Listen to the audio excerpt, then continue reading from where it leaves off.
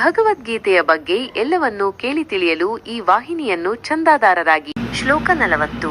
ಕುಲಕ್ಷಯೇ ಪ್ರಣಶ್ಯಂತಿ ಕುಲಧರ್ಮಾಃ ಸನಾತನಾಃ ಧರ್ಮೇ ನಷ್ಟೇ ಕುಲಂ ಕೃತ್ಸ್ನಮ ಧರ್ಮೋನ್ವಿಭವತ್ಯುತ. 40. ವಿವರಣೆ. ಈ ಶ್ಲೋಕದಲ್ಲಿ ಅರ್ಜುನನು ಕುಲನಾಶದ ಪರಿಣಾಮಗಳನ್ನು ವಿವರಿಸುತ್ತಿದ್ದಾನೆ. ಒಂದು ರಾಜವಂಶವು ನಾಶವಾದಾಗ ಅದರ ಶಾಶ್ವತ ಸಂಪ್ರದಾಯಗಳು ನಾಶವಾಗುತ್ತವೆ ಮತ್ತು ಕುಟುಂಬದ ಉಳಿದವರು ಅಧರ್ಮದಲ್ಲಿ ತೊಡಗುತ್ತಾರೆ ಎಂದು ಅರ್ಜುನನು ಹೇಳುತ್ತಿದ್ದಾನೆ. ಇಲ್ಲಿ ಅರ್ಜುನನು ಕುಲನಾಶದಿಂದ ಧರ್ಮ ನಾಶವಾಗುತ್ತದೆ ಮತ್ತು ಅಧರ್ಮ ಹೆಚ್ಚಾಗುತ್ತದೆ ಎಂದು ಹೇಳುತ್ತಿದ್ದಾನೆ. ಕುಲಧರ್ಮಗಳು ಸಮಾಜದ ಸ್ಥಿರತೆಗೆ ಅಗತ್ಯ ಎಂದು ಅರ್ಜುನನು ನಂಬುತ್ತಿದ್ದಾನೆ. ಕುಲನಾಶದಿಂದ ಸಂಸ್ಕೃತಿಯ ನಾಶ ಹಾಗೂ ಅಧರ್ಮ ವೃದ್ಧಿ ಆಗುತ್ತದೆ ಎಂದು ಅರ್ಜುನನು ಹೇಳುತ್ತಿದ್ದಾನೆ. ಇದು ಕುಲಕ್ಷಯದ ಪರಿಣಾಮದ ಭೀತಿಯನ್ನು ವಿವರಿಸುತ್ತದೆ. ಸಾರಾಂಶ. ಈ ಶ್ಲೋಕವು ಕುಲನಾಶದ ಸಾಮಾಜಿಕ ಪರಿಣಾಮಗಳನ್ನು ವಿವರಿಸುತ್ತದೆ. ಇದು ಧರ್ಮ ಮತ್ತು ಅಧರ್ಮದ ಬಗ್ಗೆ ಅರ್ಜುನನ ತಿಳುವಳಿಕೆಯನ್ನು ತೋರಿಸುತ್ತದೆ. ಕುಲನಾಶದಿಂದ ಸಮಾಜದಲ್ಲಿ ಆಗುವ ಅನಾಹುತಗಳ ಬಗ್ಗೆ ವಿವರಿಸಲಾಗಿದೆ. ಶ್ಲೋಕ 41. ಅಧರ್ಮಾಭಿಭವತ್ ಕೃಷ್ಣ ಪ್ರದುಷ್ಯಂತಿ ಕುಲಸ್ತ್ರೀಯ ಸ್ತ್ರೀಷು ದುಷ್ಟಾಸು ವಾರ್ಷ್ಣೇಯ ಜಾಯತೆ ವರ್ಣಸಂಕರ. 41. ವಿವರಣೆ.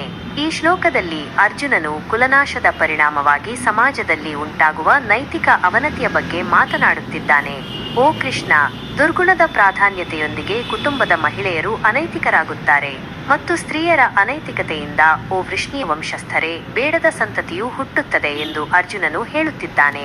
ಇಲ್ಲಿ ಅರ್ಜುನನು ಕುಲನಾಶದಿಂದ ಮಹಿಳೆಯರ ನೈತಿಕತೆ ಕುಸಿಯುತ್ತದೆ ಮತ್ತು ವರ್ಣಸಂಕರ ಉಂಟಾಗುತ್ತದೆ ಎಂದು ಹೇಳುತ್ತಿದ್ದಾನೆ. ವರ್ಣಸಂಕರವು ಸಮಾಜದ ಶಾಂತಿ ಮತ್ತು ಸುವ್ಯವಸ್ಥೆಗೆ ಧಕ್ಕೆ ತರುತ್ತದೆ ಎಂದು ಅರ್ಜುನನು ನಂಬುತ್ತಿದ್ದಾನೆ. ಇಲ್ಲಿ ಕೃಷ್ಣನನ್ನು ವಾರ್ಷ್ಣೇಯ ಎಂದು ಸಂಬೋಧಿಸಿರುವುದು ವೃಷ್ಣಿ ವಂಶಸ್ಥ ಕೃಷ್ಣನೆಂದು ಸೂಚಿಸುತ್ತದೆ. ಇದು ಕುಲಕ್ಷಯದ ಪರಿಣಾಮವಾಗಿ ನೈತಿಕ ಅಧಃಪತನ, ಸ್ತ್ರೀಯರ ಅನೈತಿಕತೆ ಹಾಗೂ ವರ್ಣಸಂಕರ ಹೆಚ್ಚಾಗುವ ಅಪಾಯವನ್ನು ವಿವರಿಸುತ್ತದೆ. ಸಾರಾಂಶ. ಈ ಶ್ಲೋಕವು ಕುಲನಾಶದ ನೈತಿಕ ಮತ್ತು ಸಾಮಾಜಿಕ ಪರಿಣಾಮಗಳನ್ನು ವಿವರಿಸುತ್ತದೆ. ಇದು ಧರ್ಮ ಮತ್ತು ಅಧರ್ಮದ ಬಗ್ಗೆ ಅರ್ಜುನನ ತಿಳುವಳಿಕೆಯನ್ನು ತೋರಿಸುತ್ತದೆ. ಕುಲಕ್ಷಯವು ಸಮಾಜದಲ್ಲಿ ಉಂಟುಮಾಡುವ ಗಂಭೀರ ಸಮಸ್ಯೆಗಳ ಬಗ್ಗೆ ವಿವರಿಸಲಾಗಿದೆ. ಶ್ಲೋಕ 42.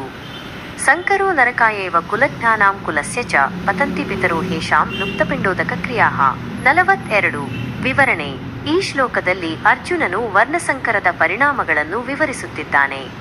ಬೇಡದ ಮಕ್ಕಳ ಹೆಚ್ಚಳವು ಕುಟುಂಬಕ್ಕೆ ಮತ್ತು ಕುಟುಂಬವನ್ನು ನಾಶಪಡಿಸುವವರಿಗೆ ನರಕ ಜೀವನಕ್ಕೆ ಕಾರಣವಾಗುತ್ತದೆ. ತ್ಯಾಗ ಬಲಿದಾನಗಳಿಂದ ವಂಚಿತರಾಗಿ ಅಂತಹ ಭ್ರಷ್ಟ ಕುಟುಂಬಗಳ ಪೂರ್ವಜರು ಬೀಳುತ್ತಾರೆ ಎಂದು ಅರ್ಜುನನು ಹೇಳುತ್ತಿದ್ದಾನೆ. ಇಲ್ಲಿ ಅರ್ಜುನನು ವರ್ಣಸಂಕರವು ಕೇವಲ ಸಾಮಾಜಿಕ ಸಮಸ್ಯೆ ಮಾತ್ರವಲ್ಲ, ಅದು ಆಧ್ಯಾತ್ಮಿಕ ಪರಿಣಾಮಗಳನ್ನು ಸಹ ಹೊಂದಿದೆ ಎಂದು ಹೇಳುತ್ತಿದ್ದಾನೆ.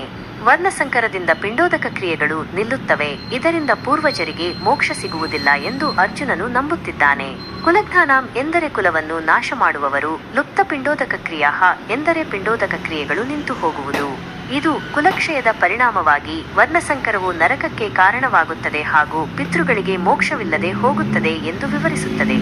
ಸಾರಾಂಶ. ಈ ಶ್ಲೋಕವು ವರ್ಣಸಂಕರದ ಸಾಮಾಜಿಕ ಮತ್ತು ಆಧ್ಯಾತ್ಮಿಕ ಪರಿಣಾಮಗಳನ್ನು ವಿವರಿಸುತ್ತದೆ.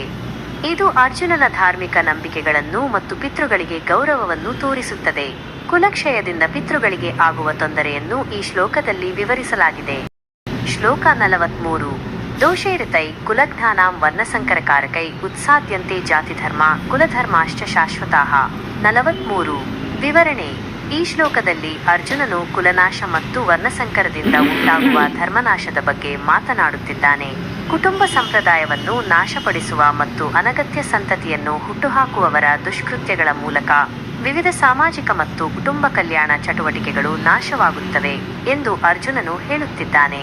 ಇಲ್ಲಿ ಅರ್ಜುನನು ಕುಲಜ್ಞರಿಂದ ಉಂಟಾಗುವ ಪಾಪಗಳು ಜಾತಿಧರ್ಮ ಮತ್ತು ಕುಲಧರ್ಮಗಳನ್ನು ನಾಶಪಡಿಸುತ್ತವೆ ಎಂದು ಹೇಳುತ್ತಿದ್ದಾನೆ. ಶಾಶ್ವತವಾದ ಧರ್ಮಗಳು ನಾಶವಾದರೆ ಸಮಾಜದ ಸ್ಥಿರತೆ ಮತ್ತು ಸುವ್ಯವಸ್ಥೆ ಕೆಡುತ್ತದೆ ಎಂದು ಅರ್ಜುನನು ನಂಬುತ್ತಿದ್ದಾನೆ. ಕುಲಜ್ಞಾನಂ ಎಂದರೆ ಕುಲವನ್ನು ನಾಶ ಮಾಡುವವರು, ಉತ್ಸಾದ್ಯಂತೆ ಎಂದರೆ ನಾಶವಾಗುತ್ತದೆ. ಇದು ಕುಲಕ್ಷಯದ ದುಷ್ಪರಿಣಾಮವು ಶಾಶ್ವತವಾದ ಜಾತಿಧರ್ಮ ಮತ್ತು ಕುಲಧರ್ಮಗಳ ನಾಶಕ್ಕೆ ಕಾರಣವಾಗುತ್ತದೆ ಎಂದು ವಿವರಿಸುತ್ತದೆ. ಸಾರಾಂಶ. ಈ ಶ್ಲೋಕವು ಕುಲನಾಶ ಮತ್ತು ವರ್ಣಸಂಕರದ ಧಾರ್ಮಿಕ ಮತ್ತು ಸಾಮಾಜಿಕ ಪರಿಣಾಮಗಳನ್ನು ವಿವರಿಸುತ್ತದೆ.